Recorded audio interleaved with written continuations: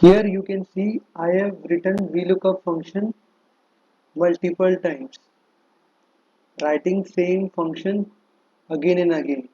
You can see when I use VLOOKUP with array formula, I have written VLOOKUP one time, then covered with array formula. You can see the result. It's not repeating, right? Second thing,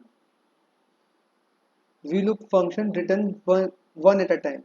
Like this function returning 96, this function returning 85, returning one value only. But when I use array formula, return one time, but it is returning value multiple times. You can see I have not written any formula here, not written any formula here. It is coming from array, this array formula. So a list of value is coming. And when you, that is second point. Third point, when you work with lakhs of rows, so array formula is very helpful such time. And fourth point is when, let's say, I am adding two more values in the player name, control shift V.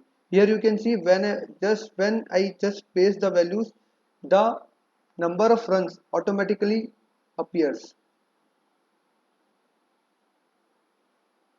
Actually formatting is there. That's fine. Here you can see I have just control shift V and you can see the result.